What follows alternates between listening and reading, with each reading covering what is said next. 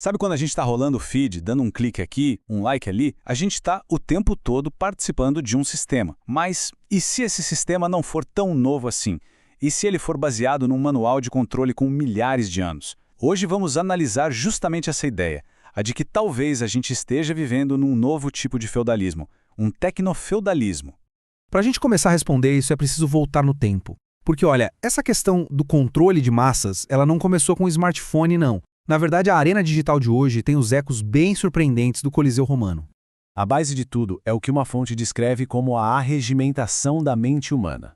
Pensa bem, não se trata de força bruta. Se trata de direcionar a atenção e a energia de milhões de pessoas para um objetivo que, no fim das contas, não é o delas.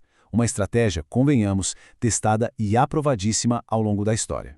É só observar o padrão. Seja canalizando um esforço físico para construir monumentos gigantescos para um deus-rei, ou canalizando atenção para espetáculos de gladiadores, o princípio é exatamente o mesmo: manter a população ocupada, pacificada e, claro, alinhada com os interesses de uma pequena elite. A famosa política de pão e circo de Roma, com seus 172 feriados por ano cheios de jogos, era a ferramenta de distração perfeita. Hoje o espetáculo mudou de cara, mas a lógica, nem tanto.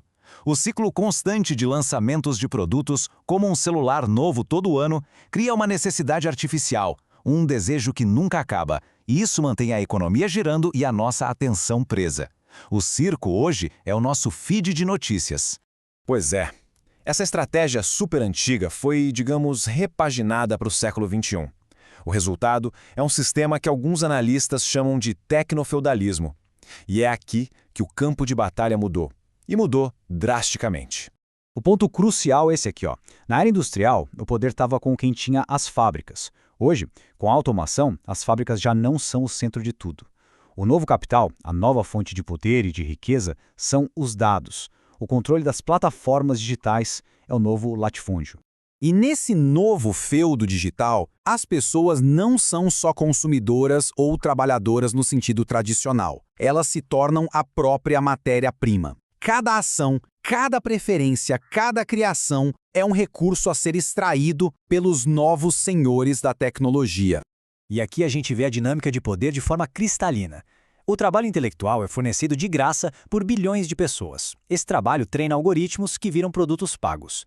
E como um servo que trabalhava na terra do senhor feudal, qualquer inovação ou ideia gerada dentro dessas plataformas pode, por contrato, pertencer ao dono da plataforma. Tá, mas como é que um sistema de controle tão abrangente assim se justifica? Para isso, é preciso uma filosofia, uma ideologia que dê sustentação. E essa ideologia acaba redefinindo o que significa ser humano. Tem pensadores bem influentes no Vale do Silício, como o Curtis e Arvin, que defendem visões como esta. A lógica é direta. Se o cérebro humano não passa de um computador biológico, então não existe livre-arbítrio. E se não há livre-arbítrio, a ideia de programar e controlar o comportamento humano deixa de ser uma violação moral para se tornar otimização.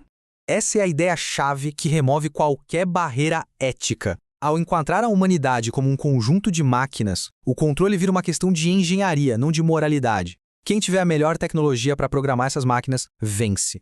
E essa pergunta nos leva direto ao centro do poder no tecnofeudalismo. Não se trata mais de quem governa um país, mas sim de quem projeta os algoritmos que estão moldando o pensamento e o comportamento de bilhões de pessoas.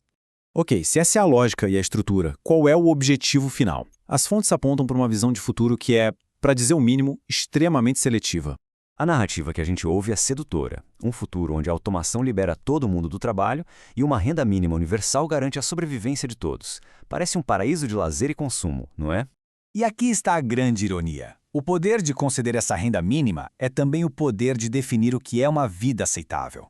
Isso transforma a sobrevivência numa concessão, controlada pelos mesmos senhores que já detêm os dados e a tecnologia. É o pão do século XXI, distribuído para manter a ordem no circo digital. O resultado, segundo essa visão, é um futuro dividido. Lembra muito filmes como Elysium, uma elite tecnológica que controla tudo à distância, talvez até de fora do planeta, enquanto a grande maioria da população fica numa terra de recursos limitados, sustentada e pacificada por um sistema de controle tecnológico. A justificativa final para essa visão é um cálculo brutal. A fonte menciona que, para que toda a população do mundo tivesse o padrão de vida de um país desenvolvido, seriam necessários os recursos de 7 planetas Terra. Diante dessa impossibilidade, a elite estaria simplesmente garantindo o seu próprio futuro. O que nos traz de volta à nossa analogia do começo? O Coliseu Digital foi construído. Os jogos estão acontecendo agora. A questão final que fica no ar é sobre o nosso papel nisso tudo. Somos o público entretido, os gladiadores lutando por engajamento ou algo diferente? A resposta pode muito bem definir o próximo capítulo da história.